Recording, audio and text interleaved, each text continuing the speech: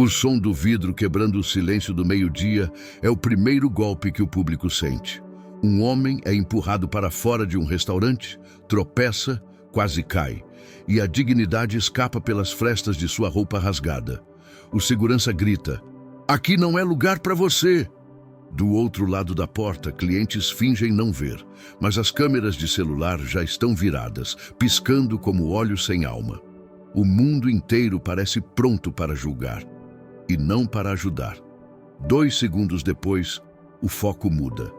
Dentro do restaurante solar da praça, talheres batem no ritmo da pressa, panelas fervem, o cheiro de manteiga e alho toma o ar.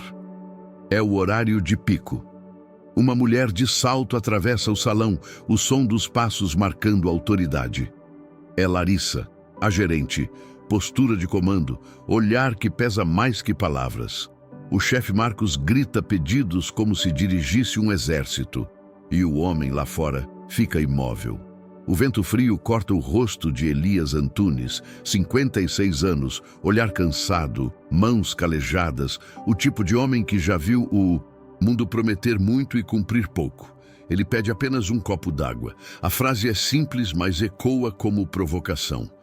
Larissa hesita. Roberto, o segurança, não. Empurra a porta, fecha o vidro, encerra o capítulo. Política da casa.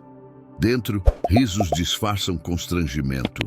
Lá fora, Elias encosta a mão no peito, respira fundo e observa seu reflexo no vidro. Vê não um homem, mas uma sombra entre a pressa dos outros, e pensa: nem a água quer me reconhecer.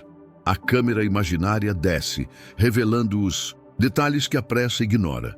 O casaco remendado, o sapato polido à força, a barba que é memória e calendário. Ele não protesta. Aprendeu que, em certas batalhas, o silêncio é o escudo dos que já perderam tudo. Dentro, uma criança ri alto, quebrando o clima. É Samuel, 4 anos, o único que o observa sem medo. Nas pequenas mãos, um pedaço de pão. Ele balança as perninhas, inocente, alheio ao enredo que o destino está prestes a costurar. O tempo parece parar quando Elias se vira para ir embora.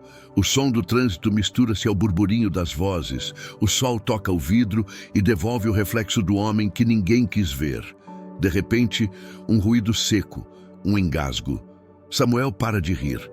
A mãe, Bianca, solta o celular. O pão preso na garganta vira desespero. Garçons congelam, talheres caem, e o mundo que segundos antes julgava, agora implora por ajuda. Elias gira o corpo num instinto treinado, o coração disparando como quem reconhece um chamado antigo. O olhar dele muda, diferido para focado.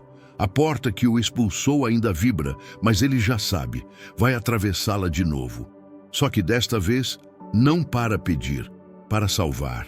E se essa história já te prendeu até aqui, é porque dentro de você existe algo que reconhece o que é justo e o que é errado. Então, antes de continuar, respira fundo comigo e pensa: quantas vezes a gente já viu uma injustiça e ficou calado? Quantas vezes alguém só pediu um gesto simples e o mundo respondeu com desprezo? Se essa cena te fez sentir raiva, empatia ou até esperança, esse é o momento de agir. Deixa o like agora para que essa mensagem alcance mais pessoas, porque histórias assim só fazem sentido quando ecoam. E se você acredita que o mundo precisa de mais humanidade, se inscreve no canal agora mesmo. Aqui a gente não conta histórias por contar. A gente conta para mudar olhares, para despertar algo adormecido dentro de quem assiste.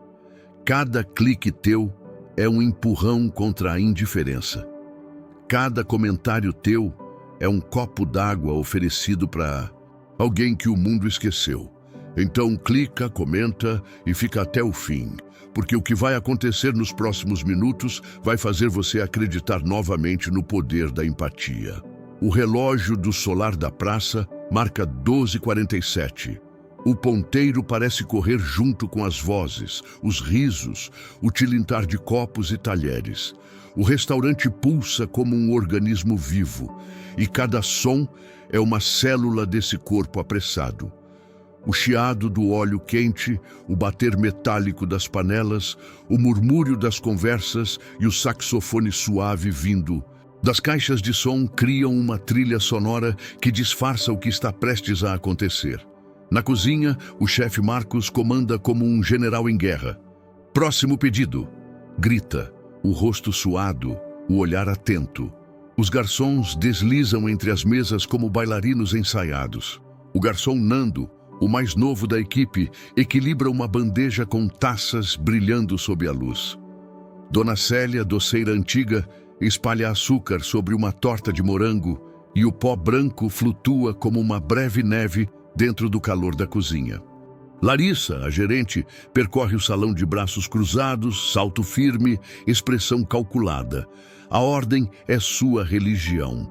E dentro dessa ordem, Elias é uma interrupção indesejada. A política da casa é o escudo que a protege de qualquer incômodo moral. Do lado de fora, o vento frio da Praça do Carmo sopra lembranças antigas, mistura o cheiro de café recém-passado com fumaça de escapamento e perfume cítrico de quem passa apressado. O chão ainda úmido de chuva reflete a fachada do restaurante, como se a cidade, sem querer, espelhasse a indiferença humana. Elias apoia-se no corrimão de ferro, sente o metal gelado morder-lhe a pele. O estômago ronca, mas o que dói de verdade é o olhar das pessoas lá dentro. Aquele olhar que finge não ver, mas julga em silêncio.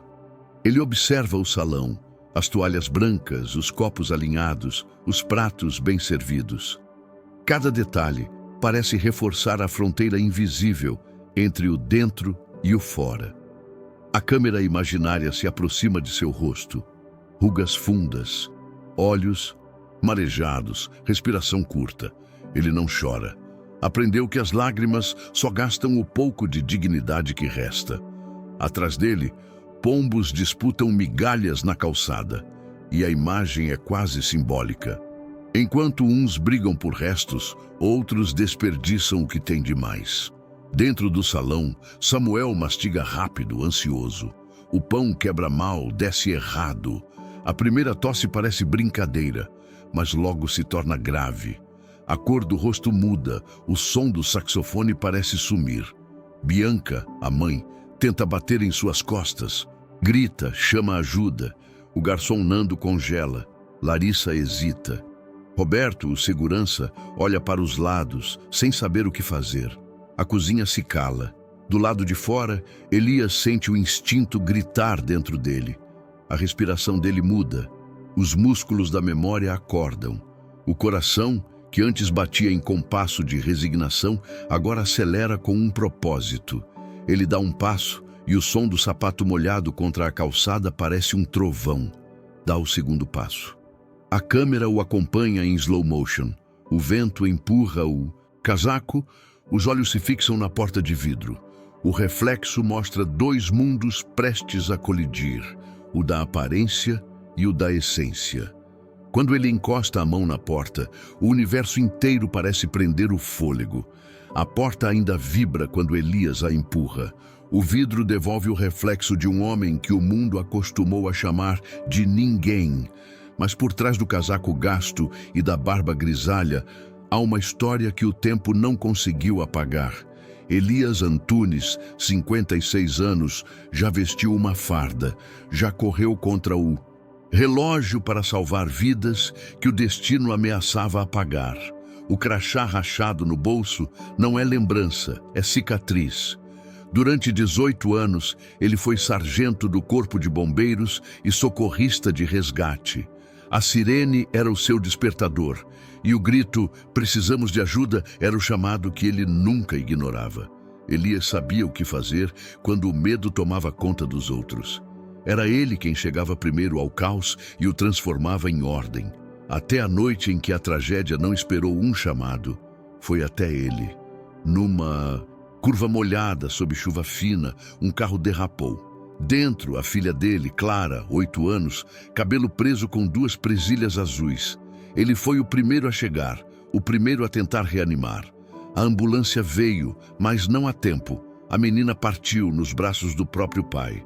O herói que salvava desconhecidos não pôde salvar quem mais amava. Depois disso, a farda pesou demais, o mundo perdeu cor e Elias se afastou da corporação. Deixou para trás casa, rotina, amigos, mas não a vocação. Passou a viver nas ruas, carregando curativos, ajudando feridos em silêncio, evitando falar do passado. As pessoas viam um andarilho, ele via um sobrevivente. Dormia em bancos de praça, observando as estrelas que a cidade insistia em esconder. Sabia diferenciar o som da madrugada que traz paz daquele que anuncia perigo. O frio já não o assustava. O que doía era o esquecimento. Mesmo assim, Elias manteve gestos pequenos que lembravam quem ele foi. Limpava os sapatos com um pano velho, cortava as unhas com canivete, mantinha a coluna ereta, como se ainda estivesse em formatura. Quando pedia algo, fosse comida, fosse um copo d'água, o fazia com respeito, porque para ele a dignidade era a última fronteira que o tempo não podia atravessar. E é exatamente essa dignidade que o move agora. Dentro do restaurante, o caos cresce. Samuel, o menino, luta para respirar. Bianca grita, a voz rasga o ar. O chefe solta as panelas, os clientes se levantam. E lá fora, o homem que todos viram como intruso se transforma novamente no que nasceu para ser, um socorrista. O instinto desperta e o olhar dele muda de vazio para foco absoluto. Elias respira fundo, toca o crachá partido no bolso, um gesto quase ritual, e caminha de volta para a porta. O vidro o separa de um mundo que o expulsou. Mas agora, ele não pede permissão. Ele entra. A cena se abre com o som seco da porta de vidro batendo contra a moldura. Elias atravessa o limiar como quem desafia uma fronteira invisível. O salão congela. Os olhares o seguem, desconfiados, tensos, como se o ar tivesse se tornado denso demais para circular. Roberto, o segurança, se adianta. Eu já falei, senhor, o senhor não pode ficar aqui. Larissa ergue a mão. Um gesto de controle, mas a voz sai trêmula. Deixa ele. O instinto dela ainda tenta parecer racional, mas algo dentro já entende que a autoridade acabou de mudar de lugar. Elias não responde. Caminha até a mesa onde Bianca segura o filho, que agora se debate entre o desespero e o cansaço. O rosto do menino já não tem cor, os olhos se perdem. Afasta um pouco, diz Elias em tom baixo, firme, treinado. Sou socorrista. A mãe o encara por um segundo, o tipo de olhar que mede se ainda há esperança. E assente com um aceno que é quase uma súplica. Roberto hesita. Larissa o observa sem saber o que fazer. Dona Célia cobre a boca com as mãos. O garçom Nando larga a bandeja, o som do metal batendo no chão corta o silêncio. Elias ajoelha-se. A câmera imaginária desce junto, mostrando o contraste entre o chão frio e as mãos quentes, firmes, seguras. Ele examina Samuel com a rapidez de quem já viu centenas de rostos entre a vida e a morte. Não bata nas costas, só me ouça. Ele ainda tem ar preso, instrui. Enquanto isso, os clientes assistem como plateia involuntária de um teatro onde o roteiro mudou de repente. O chefe Marcos, acostumado a comandar, agora é espectador do próprio descontrole. A música ambiente para. O único som é o da respiração falha do menino. Larissa tenta justificar o impensável. Eu achei que ele só queria incomodar, mas a frase morre antes de sair inteira. Roberto segura a chave da porta ainda quente do empurrão anterior, como se o ferro carregasse culpa. Elias não olha para ninguém. Fiquem calmos, não quero que ele sinta medo. O contraste é brutal. O homem que foi tratado como intruso agora é o único que sabe o que fazer. As mesas se tornam trincheiras de tensão. As pessoas trocam olhares, algumas rezam baixinho, outras filmam, como se precisassem registrar o impossível, o desprezado salvando os que o desprezaram. No rosto de Elias há concentração, mas também uma tristeza antiga. É como se cada segundo daquele momento fosse a soma de todas as vezes em que ele foi julgado antes de ser ouvido. O mundo inteiro o reduziu a uma aparência, e agora assiste, impotente, enquanto a verdade tenta respirar. Do lado de fora, o vento sopra forte, empurrando folhas pela calçada. A cidade, indiferente, continua seu ritmo. Mas dentro do solar da praça, o tempo parou. E pela primeira vez, todos os olhos enxergam Elias de verdade. Enquanto Elias se ajoelha diante do menino, algo no olhar dele muda. O foco, o gesto, o modo como as mãos se posicionam, tudo revela um homem que já viveu esse instante dezenas de vezes. O barulho do restaurante desaparece. O mundo se estreita em um círculo onde só restam duas respirações, a dele e a do garoto. Nesse exato segundo, a narrativa volta no tempo. Luzes vermelhas piscam na lembrança. O som, distante de sirenes, corta o silêncio da noite. Elias, mais jovem, corre sob chuva, o fardamento encharcado, o rádio chiando mensagens de urgência. Acidente! Na BR, quilômetro 42. Ele chega primeiro, como sempre. Um carro retorcido, uma mulher inconsciente e no banco de trás, uma criança respirando com dificuldade. As mãos de Elias fazem o que o coração manda. Socorrem antes de pensar. A menina vive. A manchete do jornal no dia seguinte o chama de herói. Mas anos depois, a ironia da vida o faz refazer o mesmo movimento. Só que dessa vez, o corpo inerte é o da própria filha. Clara Antunes, 8 anos, laços azuis no cabelo. Um caminhão perdeu o controle na curva e ele foi o primeiro a chegar. Tentou reanimar, chamou por ajuda, gritou o nome dela até o amanhecer, mas Deus silenciou. Desde então, ele carrega o crachá partido, como se o tempo tivesse se recusado a lhe devolver metade da alma. O trauma o afastou do corpo de bombeiros. A farda, que antes era armadura, se tornou lembrança pesada. Ele tentou recomeçar, mas o luto não aceita ordens. Foi morar só. Depois, nas ruas. Passou a andar com um kit de primeiros socorros na mochila, ajudando desconhecidos como se ainda fosse parte da corporação. Nas madrugadas frias, trocava conselhos por café, curava feridas pequenas e aprendia o que a rua ensina, que nem sempre quem tem pouco é quem mais precisa. Elias nunca deixou de ser socorrista, só mudou o campo de batalha. As sirenes agora eram vozes pedindo ajuda nas esquinas, e os gritos vinham de quem o mundo decidiu não ouvir. Ele virou especialista em escutar, em reconhecer o som de um corpo pedindo socorro, mesmo que o som fosse o silêncio. Agora, dentro do restaurante, esse mesmo instinto desperta. Ele toca o crachá no bolso, como quem busca força em um antigo juramento. Servir e proteger. A farda já não está sobre ele, mas a missão nunca saiu de dentro. Enquanto o menino luta por ar, Elias não vê só Samuel, vê Clara, vê a chance de talvez corrigir o que o destino arrancou dele. A câmera imaginária mostra os olhos dele umedecendo, não de fraqueza, mas de humanidade. A tragédia do passado se transforma em propósito. E então, sem levantar a voz, ele anuncia: respirem fundo, vai dar tudo certo. O salão inteiro parece parar de respirar.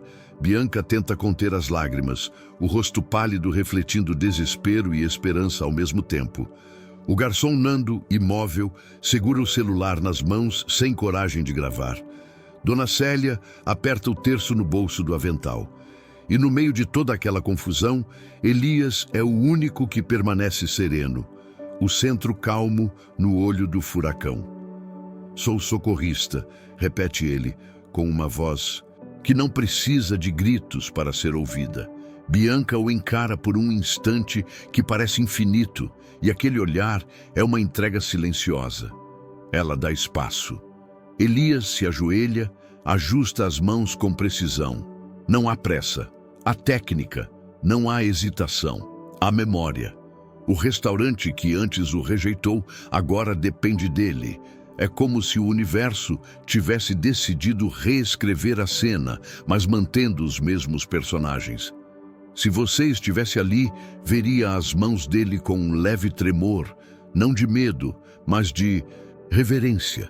Veria o suor brotando na testa de Larissa, a gerente que agora luta para não chorar. Veria Roberto, o segurança, mudo, com a chave da porta ainda entre os dedos, lembrando que foi ele quem o expulsou minutos antes. O tempo se dobra, o silêncio pesa. A câmera imaginária gira em torno dos rostos, medo, arrependimento, fé, culpa, tudo misturado. E aqui, antes que o momento se desenrole, quero te convidar a uma pausa. Respire com essa história, porque no fundo, o que Elias está fazendo não é apenas salvar uma criança. É devolver ao mundo a lembrança de que ninguém é pequeno demais para ser ouvido. Histórias como essa nos confrontam. Elas nos lembram do que esquecemos, que dignidade não se mede por aparência, mas por atitude. Que às vezes o herói que esperamos vem disfarçado de quem o mundo evita. Se essa cena tocou algo dentro de você, inscreva-se no canal agora e escreva nos comentários o que você teria feito se estivesse lá. Sua voz ajuda essa mensagem a alcançar mais gente. E talvez inspirar o próximo Elias que o mundo ainda vai ignorar. Agora volte a essa sala comigo. Bianca segura o filho, a respiração dele enfraquece, e o olhar de Elias, firme, se estreita. Ele sabe que tem segundos para agir. As memórias da corporação, as lições da rua, tudo converge. As mãos dele tocam o peito do menino, o corpo se curva, o tempo se suspende. Do lado de fora, a cidade continua. Buzinas, vento, pombos, pressa. Mas ali dentro, entre o medo e a fé, uma vida inteira de injustiças se concentra em um único gesto. Elias se prepara. O herói desperta. Elias posiciona-se atrás do menino. O corpo dele está firme, a respiração compassada. Calma, pequeno. Vai dar tudo certo. Sussurra, com a voz grave, carregada de serenidade. Coloca as mãos no ponto exato, um leve impulso no abdômen, outro, mais firme. O restaurante se torna um templo. Cada olhar é uma prece muda. O barulho do mundo desaparece, restando apenas o compasso entre vida e desespero. Na quarta compressão, o milagre acontece. O pedaço de pão salta, batendo no chão com um som quase sagrado. O ar volta aos pulmões de Samuel como uma maré voltando à praia. O menino chora, Bianca desaba, e naquele choro, a música, a perdão, a redenção. Elias o observa emocionado e abaixa a cabeça em silêncio. O rosto dele não mostra orgulho, apenas alívio. Ele enxuga o suor da testa com o mesmo cuidado de quem apaga um incêndio. O salão inteiro se desfaz em aplausos e lágrimas. Larissa tenta se aproximar, mas a voz não sai. Roberto, o segurança, encosta-se na parede, atordoado. Dona Célia deixa o avental cair, o açúcar se espalha como neve sobre o chão. O garçom Nando se ajoelha e começa a chorar. Elias, ainda no chão, tira do bolso o crachá partido, o símbolo de quem foi esquecido, o documento de uma história que ninguém quis ouvir. Meu nome é Elias Antunes. Fui sargento do Corpo de Bombeiros por 18 anos. As palavras ecoam, firmes, mas sem arrogância. Ele retira também um envelope dobrado, amassado pelo tempo. De dentro surgem recortes de jornal amarelados, manchetes antigas, títulos que brilham como brasas no papel gasto. Socorrista salva criança em enchente. Herói anônimo impede tragédia em acidente múltiplo. Sargento devolve a vida a recém-nascido. As fotos mostram o mesmo olhar, concentrado, calmo, dedicado. Larissa segura o papel, as mãos tremendo. O mundo que ela acreditava conhecer desmorona diante de uma simples verdade. O homem que ela mandou, embora era o mesmo tipo de pessoa que durante anos o noticiário exaltava como herói. Elias não ergue a voz, não exige desculpas, apenas diz: ninguém perde o que é de dentro, só o que o mundo esquece de ver. A câmera imaginária fecha no crachá rachado nas mãos dele. A rachadura é o retrato exato do que a sociedade faz. Quebra, mas não destrói. Por um instante, ninguém fala. O silêncio é o único pedido de perdão possível. Do lado de fora, a praça segue seu ritmo. O vento carrega folhas, o sol toca o vidro e alguém discretamente grava tudo no celular. O vídeo vai começar a correr o mundo, mas Elias ainda não sabe disso. Ele apenas volta a respirar fundo, como quem devolve o ar não só a uma criança, mas a uma cidade inteira. O silêncio após o resgate é quase sagrado. O som do choro de Samuel se mistura ao de Bianca soluçando. O mundo inteiro ali parece ter esquecido como respirar. Até que Larissa, a gerente, dá um passo à frente. O salto dela, que antes soava como comando, agora ecoa arrependimento. Senhor, eu peço desculpas, murmura, as mãos trêmulas, os olhos marejados. Elias a encara por um instante sem raiva. O olhar dele é o de quem já entendeu o que a vida faz com quem julga demais, ensina. O garçom Nando traz um copo d'água hesitante, como quem carrega uma oferenda. O mesmo gesto negado minutos antes agora é símbolo de reparação.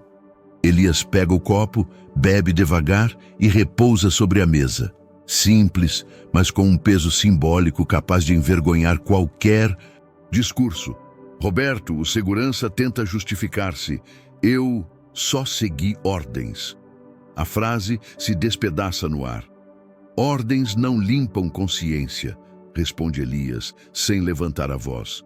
As palavras caem como martelos sobre o silêncio coletivo. Larissa fecha os olhos por um instante, respira fundo. Hoje cometemos um erro grave. Expulsamos alguém por aparência. Negamos o básico a quem só pediu um copo d'água.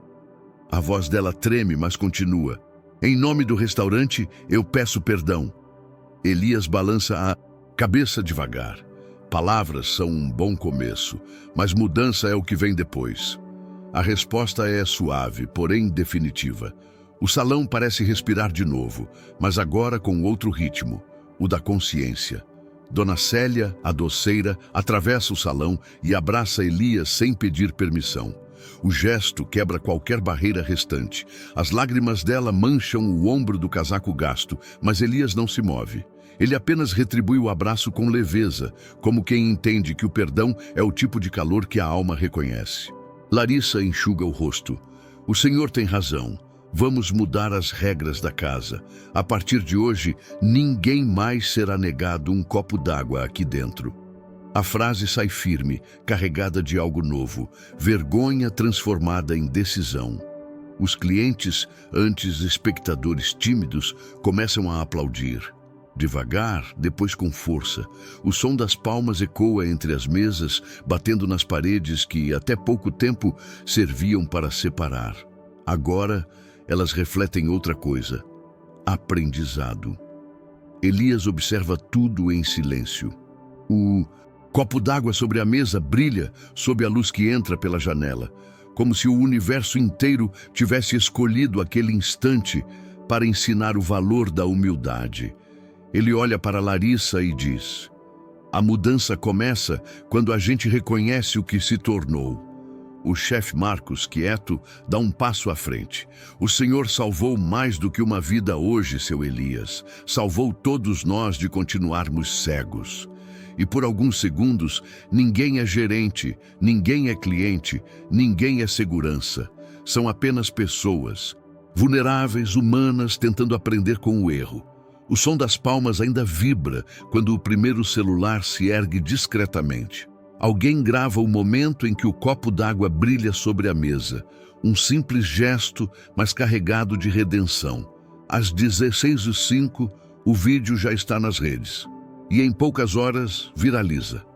Manchetes se multiplicam. Expulso de restaurante, ex-socorrista salva criança 2 minutos depois.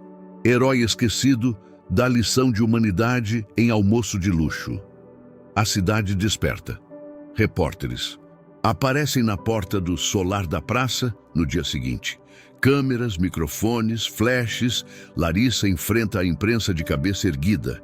Erramos e estamos mudando. Nenhuma assessoria preparou aquele discurso. Era verdade pura, nascida da culpa. Roberto, o segurança, aparece ao lado dela, de olhar cabisbaixo, mãos unidas na frente. Nando, o garçom, segura um cartaz improvisado com letras grandes. Água é direito, não favor. 2 dias depois, novas placas surgem nas paredes do restaurante. Sirva-se. Aqui ninguém passa sede. Sobre o balcão, uma jarra grande e copos limpos ficam à disposição de todos. Dona Célia organiza um evento na praça. Sábado solidário. Sopas, pães, histórias. O nome escolhido emociona Noites de Clara, em homenagem à filha de Elias, cuja memória ela ouviu pela primeira vez naquele dia em que o herói pediu apenas um copo d'água. A prefeitura se envolve. Escolas convidam Elias para falar sobre empatia e primeiros socorros. Um programa de rádio lança a campanha Um Copo d'Água, um ato de respeito. Em poucos dias, bares e cafés da cidade aderem à ideia. Até hospitais exibem cartazes inspirados pela história. Mas, como sempre, a internet divide opiniões. Alguns chamam de milagre, outros de armação. O mundo virtual, com sua pressa, tenta banalizar o que é sagrado. Ainda assim, algo mais profundo acontece, algo que não depende de likes nem de manchetes.